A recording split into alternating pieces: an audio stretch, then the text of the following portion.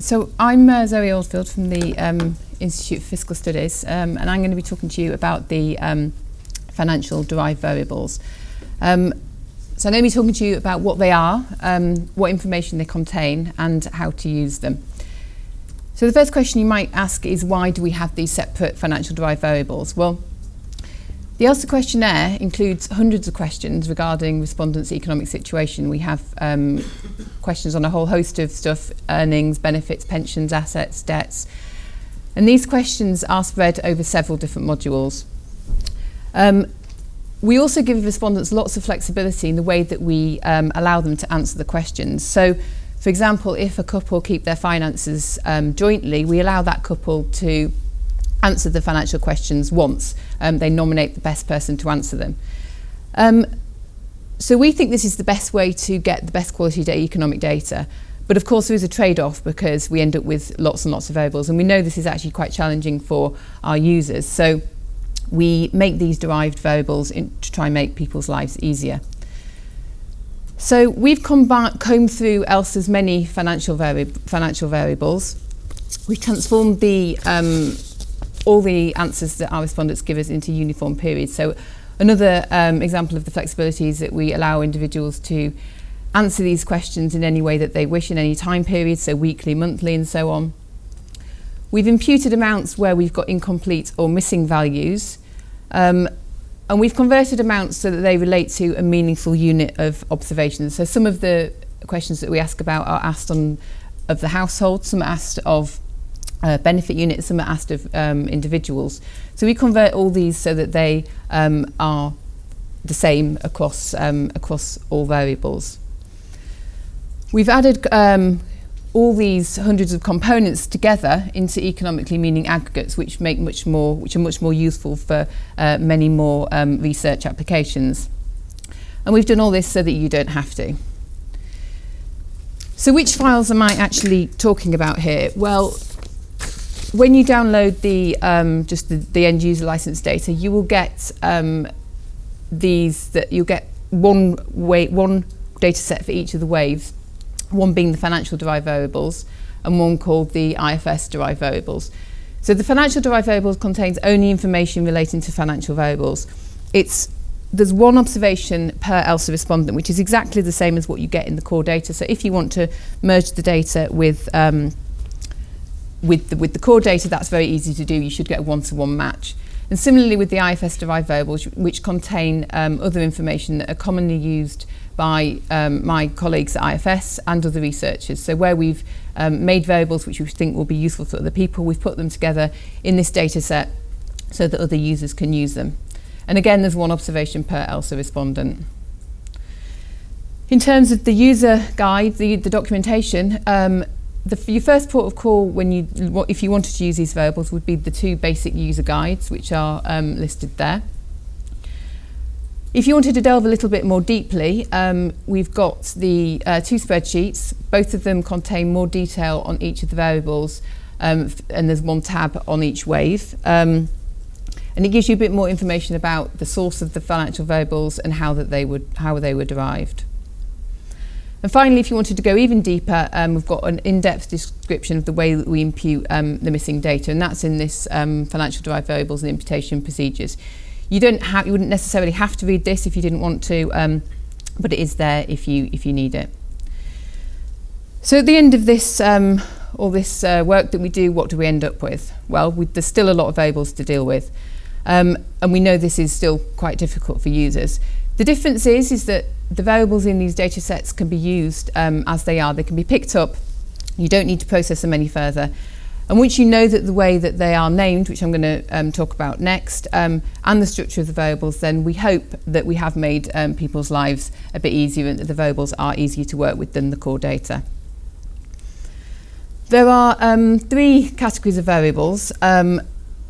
There are single components of income and wealth. So this is where you go really drill down very deeply into people's situations. So we're talking about individual benefits here. So income support, incapacity benefit,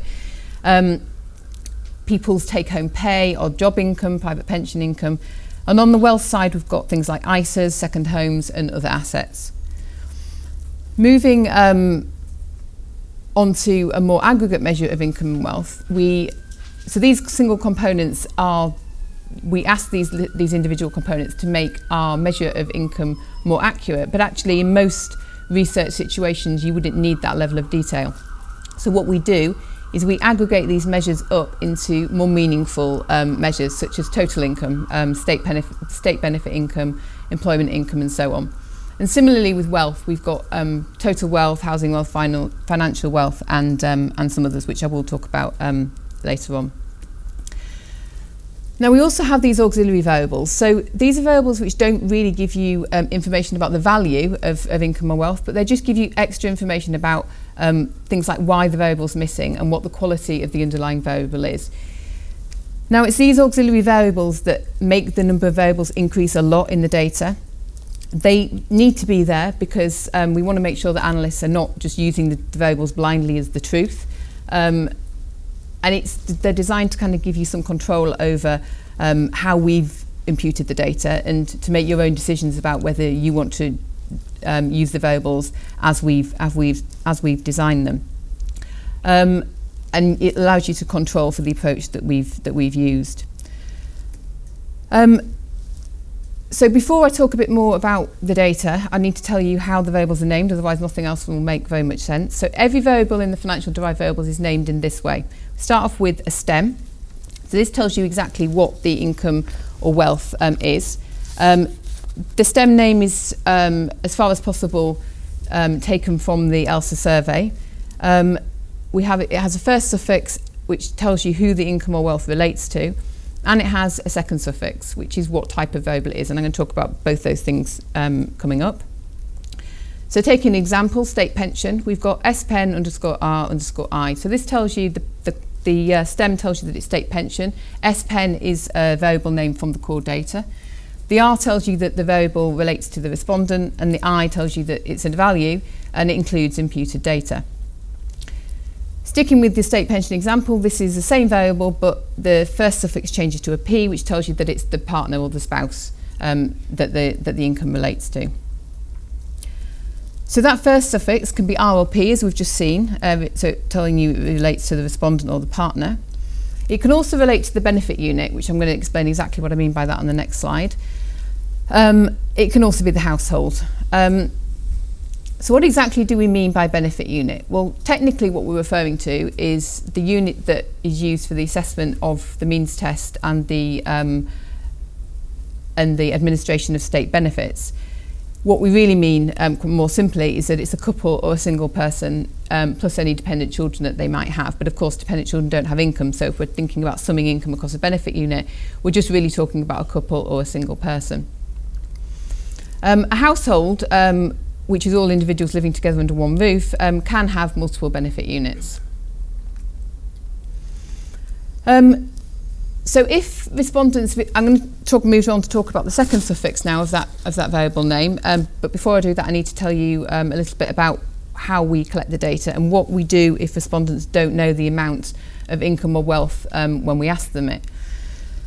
So this is just another example of the way that we allow respondents to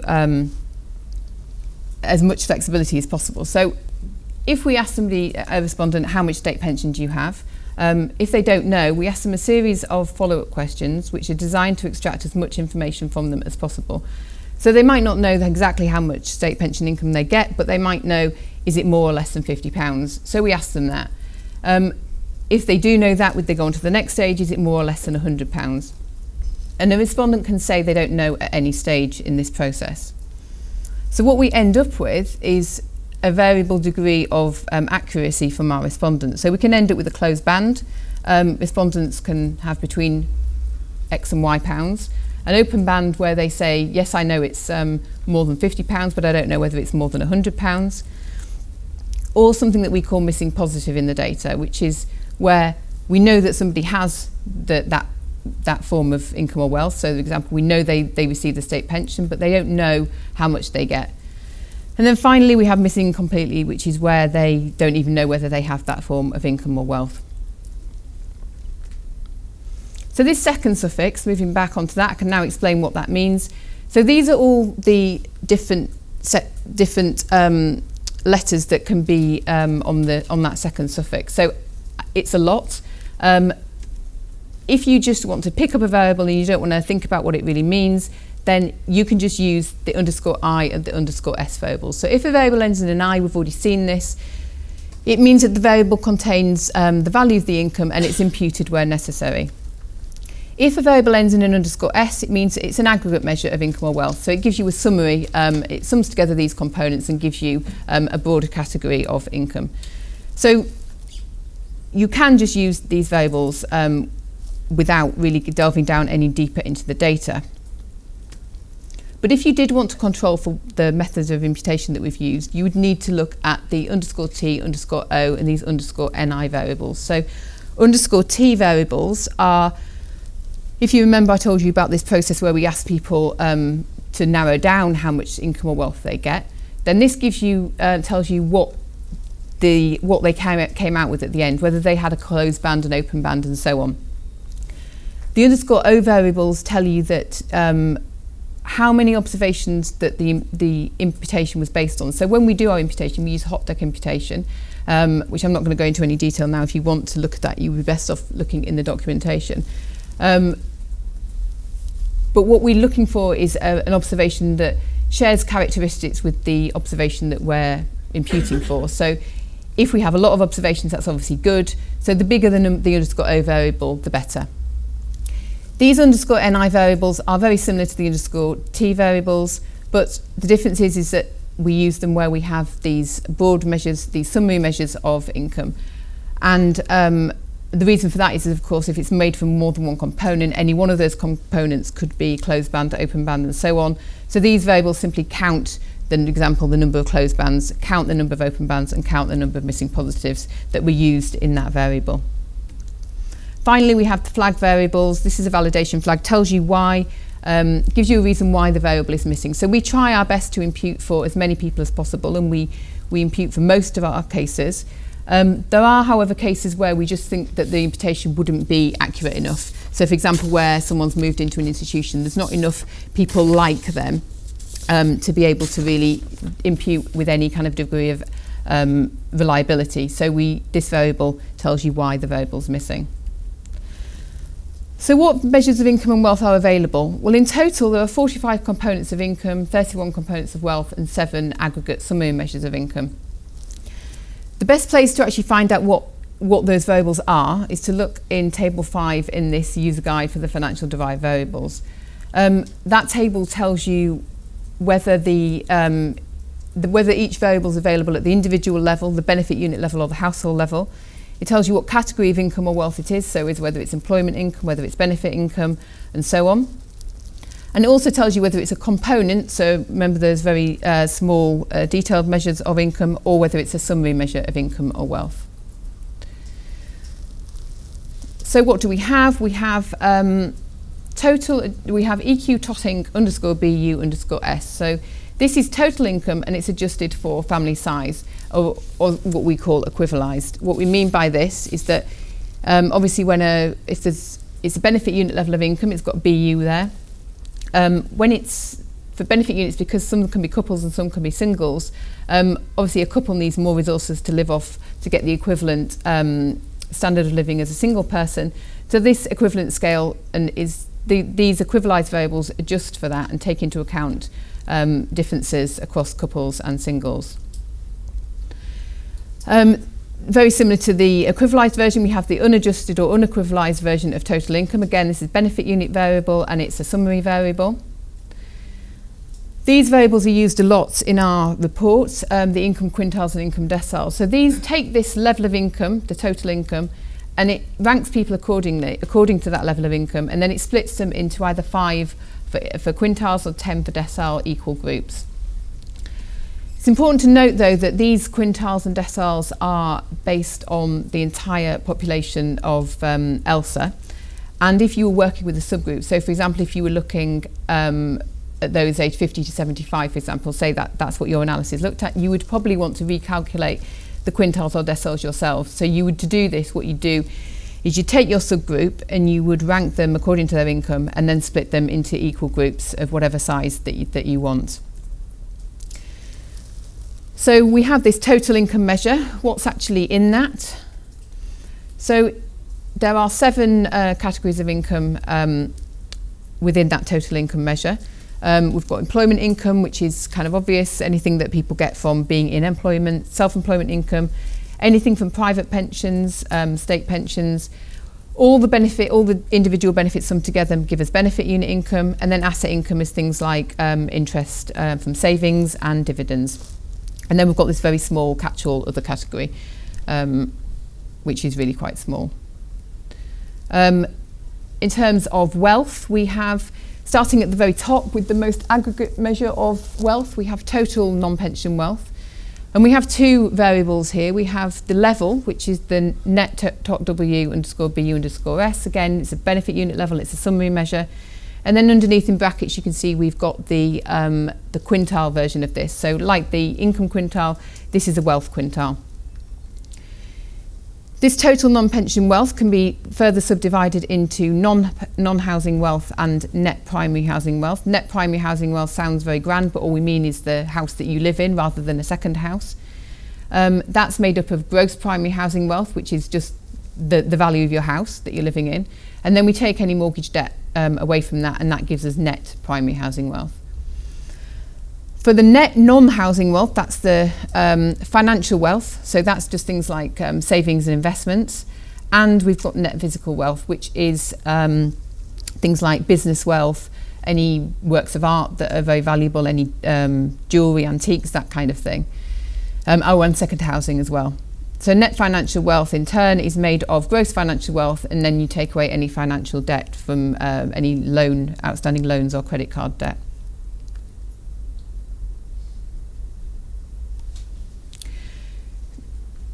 So one of the common questions that we kind of get asked is, well, hang on a minute, I've got all these measures of income or wealth, which one should I use? Well, the kind of cop-out answer to that really is that it really depends on the research question. And I know that's not especially helpful. So in terms of questions you might ask yourself, should you use wealth or should you use income? Well, income is a current measure of resources. Wealth gives you a kind of longer term picture. So older people typically have lower incomes because they're not working anymore. But that doesn't necessarily give you a true picture of the resources that they have available. So if they have a stock of wealth to draw upon, then that means that they're not maybe as poor, as badly off as what they appear just by looking at their income. In terms of wealth, the different measures of wealth I gave you, one important question to ask yourself was whether you want to include housing wealth. So housing and to some extent physical assets are very illiquid assets. You can't just get hold of the money very easily. So if you wanted a measure of resources that gave you a more truer picture of what resources people have got available to quite easily, you might want to exclude housing. So a good place to start when you're thinking about which measure of income or wealth you should use is to just look at the summary variables. So if you look in your data any variable that ends in an _s, that would be a good place to start. Also look at this table 5 that I mentioned earlier in the Financial Derived Variables User Guide. Lists all the measures of variables and it gives you a good indication of whether they're available at the benefit unit level or the individual level. Figures 1 and 2 in the Financial Derived Variable User Guide are very much like those flowcharts that I just showed you, but they delve a little bit more deeply into which components go into each summary measure of income. So you might find that useful. And then we've got this Excel spreadsheet with the Financial Derived Variables relationships, which you can filter that on different categories of income. So if you wanted to know what measures of income we have available on employment, for example, you can filter on employment income. And it also tells you what the source variables were, so you can start to understand a little bit more about how they were derived. So which variables in the questionnaire did the derived variables correspond to? So that's the best place to find that out is in this Excel spreadsheet, but it's also noted, at least for the components, and wherever possible, in the variable description. So this is just one variable that I've chosen from the financial derived variables. Trust _BU_I, so it's a value, it's a benefit unit measure, and it measures, and it's a variable on the information that amount of assets people hold in trusts. And that variable is based on a variable from the data, from the questionnaire, which is called IAUIT. So if you wanted to know what the wording of the question was, you could just go and look in the questionnaire. So we often get asked, is there an individual measure of income? The short answer is no. The reason for that is that ELSA is designed to measure income at the benefit unit level. There are some sources of income which make sense to ask at the individual level, but there are lots that aren't. So for example, if couples have joint savings and they get interest income from that, it doesn't really make sense to ask them how much individually they get income they get from that. Having said that, some components of income are collected at the individual level. So these are measures which are easily assignable to an individual, so things like state benefits and employment income. So again, in that table 5, you'll be able to see which measures are available at the individual measure. So important things to remember. All income flows are measured weekly. There are equivalised and unequivalised measures of aggregate income, but not wealth. The reason why we don't equivalise wealth is because there aren't really any equivalent scales that are designed to capture this kind of long-term nature of wealth. And finally, the unit of observation is the individual, but measures of income and wealth are generally relate to the benefit unit. Now, this is quite an important point, and it's something that often confuses people. So I'm just going to quite quickly just show you what that actually means. So if we take an example household, in the middle there we've got a couple aged 55 and 57. They're living with an elderly parent aged 85. They've also got living with them their adult children aged 25 and 27.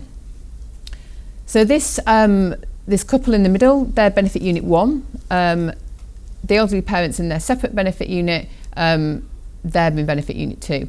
In a normal household survey, these two children would be in their own in benefits unit 3 and 4. This is a survey of over 50, so these two people don't appear in our data. So our data actually looks like this. We have one observation for each of those individuals.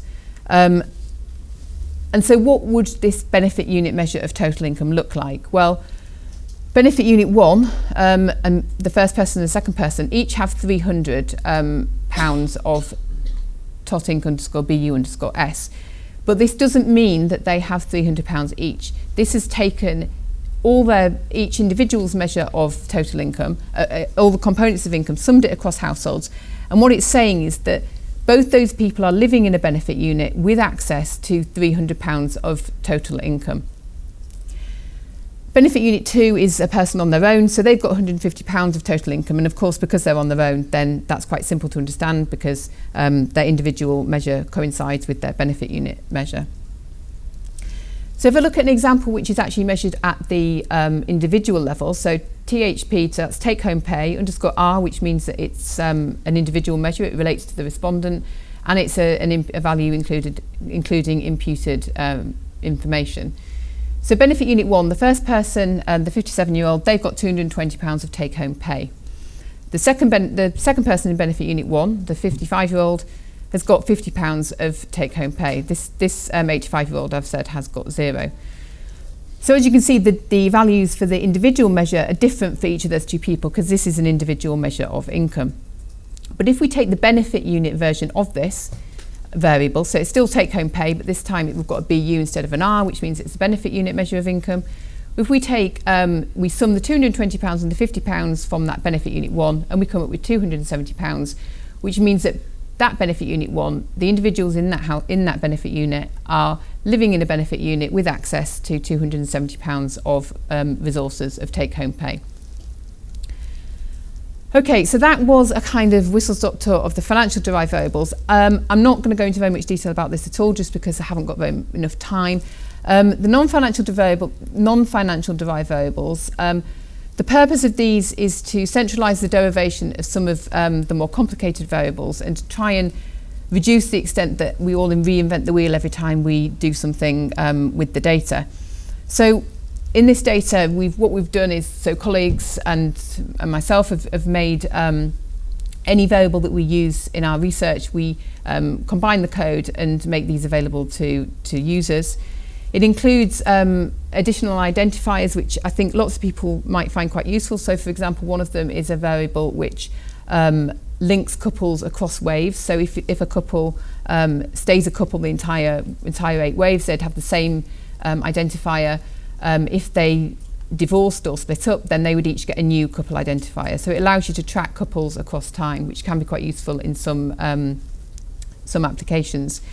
It's got lots of information on children. This is actually quite a really difficult bit of ELSA to use, because obviously when we're talking about the older population, we often don't have children are not often in the often not in the household.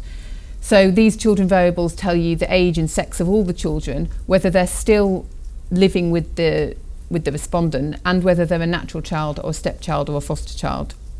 We have information on family type, labour market participation, some summary pension variables, summary health expectations and expenditure, and much more. I would recommend that you do have a look at this data, because I think that it will reduce the amount of work involved in lots of research applications. So that's all I've really got time to say. There is much more in the documentation. There's much more detail on how the variables were imputed, much more detail on how the variables were derived. There's more information on how to use these auxiliary variables. I gave you a very brief overview of them, but if you did want to have more control and really understand about how we were imputed the variables and how you should control for the fact that some of the variables were imputed, I would advise you to have a look at the documentation to see how you should do that. There's more detail on the way the data are collected, more information about pension wealth variables, which I haven't talked about at all today. We've got a whole separate data set on that and another set of documentation. So I hope that was useful. If anybody has any questions, you can either ask them now or come and grab me over lunch or whatever. Thank you.